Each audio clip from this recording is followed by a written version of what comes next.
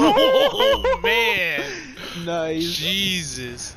That was like I the chopped end, your legs off.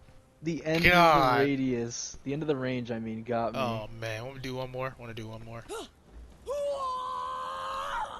Hello Warriors, this is Mars coming back at you with another Conan Exiles survival guide. Today, I'm talking in detail about penetration. Basically, this video is going to talk about how to understand penetration, which kits are the best, how to make your penetration builds, or make some idea of penetration builds without giving away too many of my builds yet, which I'm going to be disclosing in another video, and just getting you prepared and how to survive and shit. So let's jump right into it. So this is my main man, my legacy captain. I did most of my testing with him.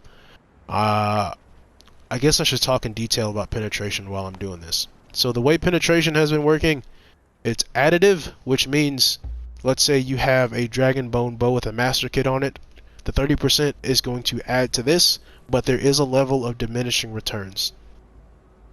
So which means is, as you go up the tier in penetration, it is going to reduce by a certain percentage. Now, depending on how much armor mitigation or how much armor mitigation that you have, and depending on how much armor the person has, will determine how much damage it does. Now, there's also the health damage, which means like that number is always going to be consistent no matter what. That is health damage is basically considered true damage. It's not unmitigatable damage, but because of the armor penetration, that's going to be the exact amount of damage. Now, health damage works the same as armor penetration, but it doesn't diminish. It stays the same no matter what. If it says 27, it's going to be 27. If it says 100, it's going to be 100. That's just how that works. Armor pen, since it's percentage based, it is additive, but it diminishes over time. Well, it diminishes to a certain extent. That's the simplistic way. So I did some testing with great swords. Specifically, for the first part of my testing, I used a Tell of Sorrow with a master kit. Right here. So 72 health damage, 38 armor penetration. Now I chose this one. I chose a great sword first specifically because it's gonna be the placeholder for a long sword and the great sword category, and for the fact that it has 3 different types of attacks: light attack, heavy attack, and the overhead down chop. Now the overhead down chop is special because it actually has a form of mitigation, armor mitigation. It ignores a certain amount of penetration. Now how I did this was, I tested the tier 4 strength versus tier 4 accuracy. The tier 4 strength actually beat out the tier 4 accuracy. So that means you still need a certain level of maximum strength on builds. You have to have, like, in my personal opinion, in order to beat tier 4 strength on heavy attacks and light attacks, you have to have tier 2 strength. That's kind of been the magic number for what I've been noticing when you want to get past like melee damage for tier 4 strength. Tier 2 strength and like 2/10 of that. So that's where that sits. Now in terms of overall damage for other stuff, I also went back and did more testing for this. I wanted to compare like how much damage a damage kit with versus a master kit with a great sword. So I only tested the light attacks, since the light attacks are taking the category of the heavy attacks, since you're getting no bonuses to heavy attack damage from the tier 3 to the tier 4 perk, since it's really difficult to make an efficient build with tier 4 accuracy and tier 4 strength with the brutal strikes perk. So really that's not really doable anymore if you're going to go for penetration. It's not really all that valuable, since penetration is a better option in the long run. So I did light attack damage versus I did light attacks only with the damage kit versus a master kit. The master kit won by about 10% in terms of damage, just because it has penetration and damage. Okay, so I went on from that and did the down chop. The master kit still won, and I also added in the penetration kit versus the damage kit. The damage kit was actually better in terms of overall damage from light attacks and heavy attacks and down chop. So technically now you can use a damage kit if you don't have a master kit for most weapons. Should you? Maybe. It's different variables, but I say maybe, but it's real. When I say maybe, it's dependent on the level of damage of the weapon. If you're going to use a damage kit, use a damage kit on a very high damaging weapon. Don't use it on a low damaging weapon. For example, if you like to use spears like me, if you want to use a Kingslayer polearm, you may have to use a penetration kit or possibly a damage kit. It depends on how much damage those two do. I'm not sure where the damage threshold has to be just yet because I haven't done enough testing. I'm only talking in detail about penetration. But really, damage kits still have a purpose. They have a higher purpose now because they're better than penetration kits if you're running a penetration build. But really, the apex kit to be using is a master kit. I also did testing with a fencing kit versus a master kit on warhammers. I'm saying this right now. I'm putting the warhammer in place of also the one-handed mace, just because they're pretty much the same in terms of overall damage. Now, the master kit beat the fencing kit by 3 points of physical damage, which means is the master kit's better. Still better. I also did this testing with bows. So I tested the fencing kit versus the master kit versus the damage kit. Technically, the fencing kit beat out the damage kit by about 6 points in terms of total damage, but the master kit beat out both of them by about 10%. Master kit is substantially the best possible option. Now, I have not tested oils. Oils are in a totally different category. I'm not sure how I feel about oils just yet, just because I haven't done any testing.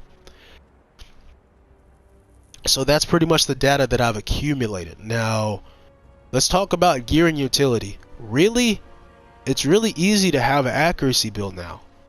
It really is. You don't have to have like this, that, and the fourth. You do need potions, you do need war paints, but like that's for every other build in the game. That's how it's been. Like if those things aren't hard to acquire by any means. The only thing you really need is to farm and to have a tier 4 armor. Or no, really, even a tier 3 armor, preferably. Just let me stop fucking talking. Let me show what I'm talking about. So jumping into utility, really, when it comes to making penetration builds, you want to have all the resources available, but at the same time, you want to make it sustainable. So primarily, I like to utilize potions, gear, and war paints. These are all things that are in the game and that are easy to farm if you're willing to farm for it. Let's start right into gear, or let's start with the armorers.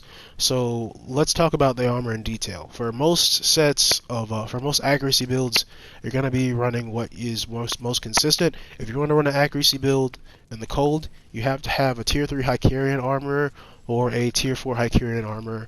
So that's Than Hammerblow, which unfortunately Than Hammerblow is bugged and he does not actually make the Hyboria flawless Hyboria armor. He doesn't make any Hyboria armor of any kind. No exceptional, no flawless, no nothing. But you can get Jihung gear, horseshoe, which you can get from the Black Hand camps. Primarily the Black Galleon. Basically the Black Galleon, that's what I meant to say. If you want to run it in medium, you can, or if you want to run it in medium, you can run a tier 3 Stygian armor and run the 2-piece make the exceptional Stygian Raider armor, which is 2-piece accuracy on the chest and 2-piece accuracy and 2 points in accuracy on the legs. That way you'll have a pretty good consistency in terms of accuracy, and weave in any other stuff in your build. Now granted, exceptional armor doesn't have as much armor as flawless, but if you use bulk platings, you can get close to what those values could have been if it was flawless. If you're lucky and you farm for Zora of the Marshes, then you can make flawless Stygian Raider armor. Now that's that in terms of gear. Now really you can have multiple armor combinations and not really put too much into accuracy if you know how to build properly.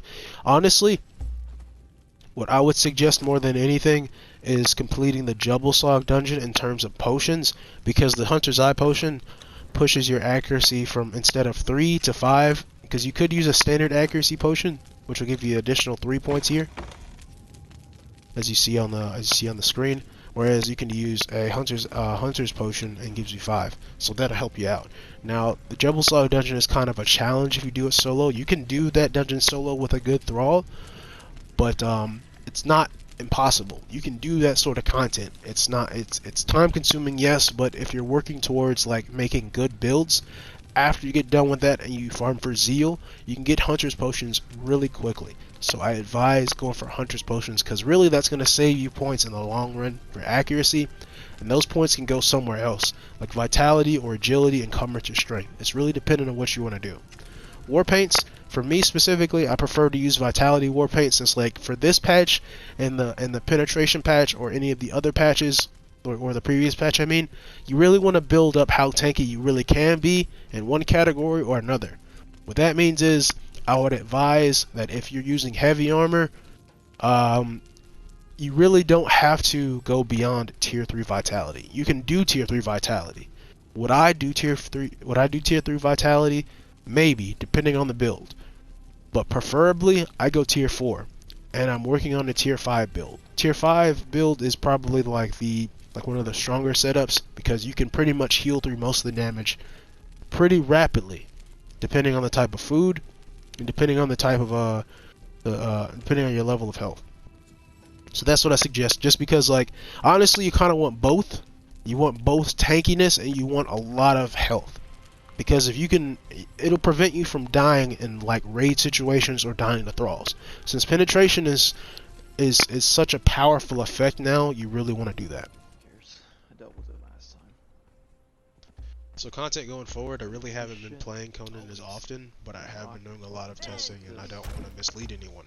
I am PvPing from time to time. I do have footage, but I have kind of withheld footage, and I haven't talked too much about anything, just because there have been multiple content creators out there that I have been watching, just seeing what they have going on. Like affect your Most of them are doing pretty well. Most of them it might need a affects little extra everyone help that's in like in terms of 100 just mile radius uploading, or even just like gaining a presence. Right now I'm focusing more on just like sitting back and trying to enjoy the game. I will be making more content in the future, just not as much as you're usually used to. A little bit, yeah. Trying my hand at playing other games too, and hopefully that I got 3 shots. anyone who's in my community already finds something that's appealing. Poke you first. I'll poke you to death first. So just letting you know that you won't only see Conan stuff, you will eventually see ESO stuff again. Ow. And most likely you will be seeing Kingdom Come Deliverance content. I just want to put that out there. There are going to be times when I'm going to upload a lot more Kingdom Come Deliverance than Conan Exiles. But I will still be uploading Conan Exiles, because I do enjoy Conan thoroughly. 4 stacks of poison. So much to the point where I'm planning on investing money into Funcom. Yeah, I know, right? That's a little tidbit. If you have the time, you probably should invest a little bit of money into Funcom, because their stocks are kind of cheap right now, and in the next few years it's probably going to advance. But all in all, good luck out there, Warriors. Keep slaying. Love you guys. Oh my See you later. god, what is that?